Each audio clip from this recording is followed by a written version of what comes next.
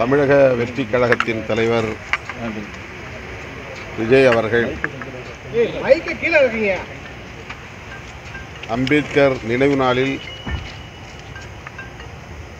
அம்பேத்கர் தொடர்பான நூலை வெளியிட்டிருப்பதும் அம்பேத்கர் அவர்களை பற்றி பேசியிருப்பதும் பெருமை அளிக்கிறது.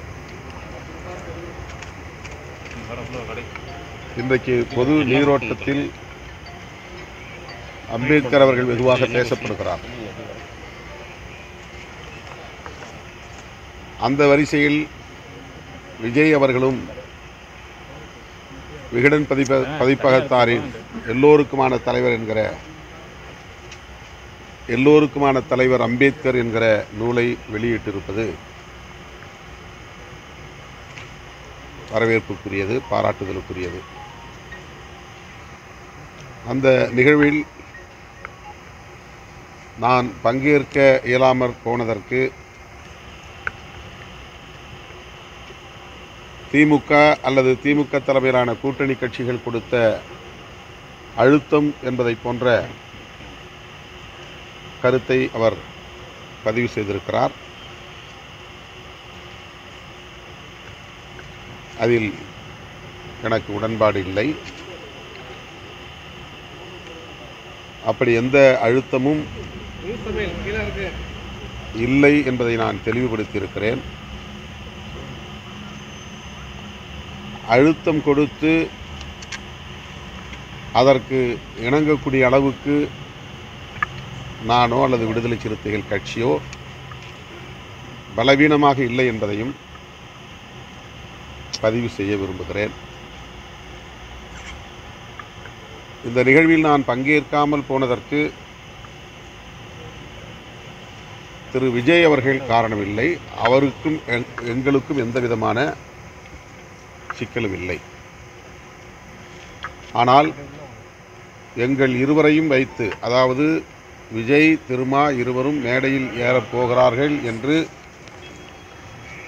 அதிகாரபூர்வமாக நிகழ்வு உறுதிப்படுத்தப்படாத நிலையிலேயே அரசியல் சாயம் பூசியவர்கள் யார், அதற்கு என்ன பின்னணி என்பதை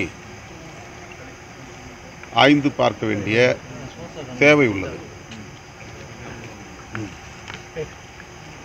அவர்கள் எந்த பின்னணியில் இயங்குகிறார்கள், எப்படி இந்த செய்தியை வெளியிட்டார்கள், அதை ஒட்டி சமூக ஊடகங்களில் வாதிட்டவர்கள் எந்த பின்னணியிலிருந்து கருத்துக்களை முன்வைத்தார்கள் என்பது முக்கியமானது. ஏறத்தாழ 1/4 நூற்றாண்டு காலம் தேர்தல் அரசியல் களத்திலே நாங்கள் இருக்கிறோம். ஓரளவுக்கு எங்களாலும் யூகிக்க முடியும் யார் என்ன பின்னணியில் இயங்குகிறார்கள், என்ன பின்னணியில் பேசுகிறார்கள் என்பதை கணிக்க முடியும். அந்த வகையில்தான் அம்பேத்கர் நூல் வெளியீட்டு விழாவை அரசியலாக்கி விடுவார்கள், அப்படி அரசியல் திரட்டுவதை நான் விரும்பவில்லை என்கிற அடிப்படையில்தான் நானே முன்கூட்டியே விகடன் பதிப்பகத்தாரிடத்தில் சொல்லிவிட்டேன். விஜய் அவர்களோடு எங்களுக்கு எந்த சிக்கலும் இல்லை, உங்கள் மீதும் எங்களுக்கு எந்த வருத்தமும் இல்லை. தமிழ்நாட்டில் எங்கள் கூட்டணியை குறிவைத்து காய்களை நகர்த்துகிற அரசியல் நடந்து கொண்டிருக்கிறது. அவர்களுக்கு மீண்டும் ஒரு முறை வெறும் வாய்க்கு அவல் கிடைத்ததைப் போல ஒரு வாய்ப்பை தர நான் விரும்பவில்லை. எனவே என்னுடைய வாழ்த்துக்கள், வெற்றிகரமாக இந்த விழாவை நீங்கள் நடத்துங்கள் என்று ஏற்கனவே நான் கூறிவிட்டேன். நான் சுதந்திரமாக எடுத்த முடிவு, நல்லெண்ணத்தின் அடிப்படையில் எடுத்த முடிவு, விடுதலை சிறுத்தைகள் அங்க வகிக்கக்கூடிய கூட்டணியின் நோக்கம் சிதையாமல் இருக்க வேண்டும் என்கிற அடிப்படையில் தொலைநோக்கு பார்வையோடு நான் எடுத்த முடிவு. எனக்கு எந்த வகையான பிரஷரும் இல்லை. திமுக அதில் தலையிடவில்லை. சார், 2026 வந்து திமுக கூட்டணி ஆட்சிக்கு வரணும் அப்படின்னு ஆனால் மன்னர் ஆட்சி 2026 வரக்கூடாதுன்னு உங்கள் கட்சியோட துணை பொதுச் செயலாளர் சொல்கிறாரு. அது திமுகவை மீன் பண்ணுறதா இருக்குது. அதை பற்றி நீங்கள் என்ன சொல்லுங்கள்? விடுதலை சிறுத்தைகள் கட்சியில் அவர் இருந்தாலும், துணை பொதுச் செயலாளர் பொறுப்பிலே அவர் இருந்தாலும், வாய்ஸ் ஆஃப் காமன் என்கிற அமைப்பின் சார்பில் அவர் அந்த நிகழ்விலே பங்கேற்றார் என்பதுதான் உண்மை. விகடன் பதிப்பகமும் வாய்ஸ் அண்ட் காமன்ஸ் என்கிற அந்த நிறுவனமும் இணைந்து அந்த புத்தகத்தை கொண்டு வந்திருக்கிறார்கள். வாய்ஸ் ஆஃப் காமன் என்பது ஒரு நிறுவனம், தேர்தல் உத்திகளை வகுக்கக்கூடிய நிறுவனம். அது கோ பப்ளிஷர், இணை வெளியீட்டாளர் என்கிற அடிப்படையில் எல்லோருக்குமான தலைவர் அம்பேத்கர் என்கிற நூலை வெளியிடுவதில் ஈடுபட்டிருக்கிறது. ஆகவே அவர் முக்கியமான ஒரு பங்கை வகிக்கிறார் அந்த நூல் வெளியீட்டில். எனவே அந்த நிகழ்வில் அவர் பங்கேற்றார். அவர் சொல்லியிருக்கிற கருத்துக்கு அவர் மட்டுமே பொறுப்பு, கட்சி பொறுப்பல்ல. அது ஒவ்வொரு தனி மனிதருக்கு ஒரு சுதந்திரம் இருக்குது, கருத்து சொல்லலாம். கட்சிக்குள்ளே 100 பேர் இருக்கிறோம், 100 கருத்து சொல்ல முடியும்.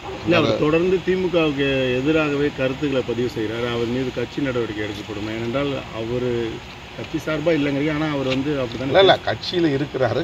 அந்த கருத்து அவருடைய தனிப்பட்ட கருத்து, அவ்வளோதான். அதில் விடுதலை சிறுத்தையில் அந்த கருத்தை கிளைம் பண்ணல.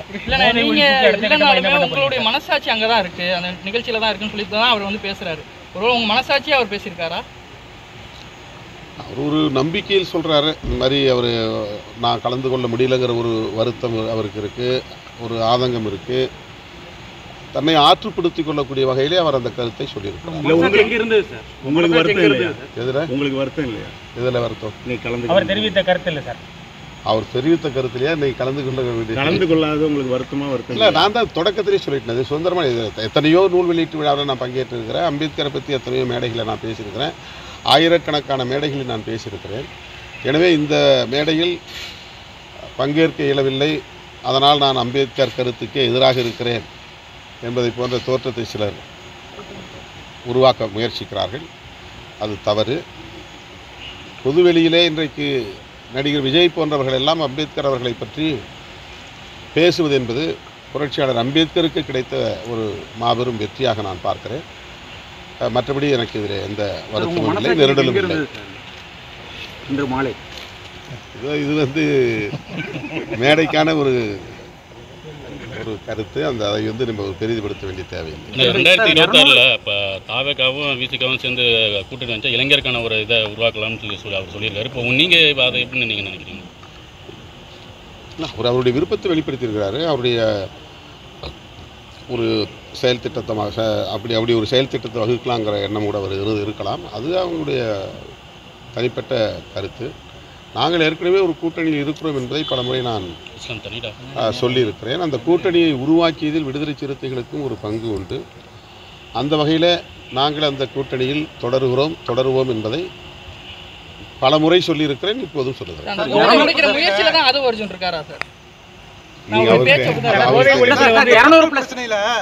மக்கள் பிரச்சனையில நான் இந்த போட்டோ ஷூட் நடத்துறது, ட்வீட் போடுறது, அவங்களுக்காக அறிக்கை விடுறது, இந்த மாதிரி சம்பிரதாய அரசியல் எனக்கு விருப்பமே இல்லை.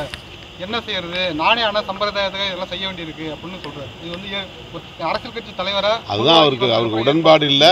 ஆனாலும் அதுக்கு உடன்படக்கூடிய நிலை, இதுதான் அரசியல்.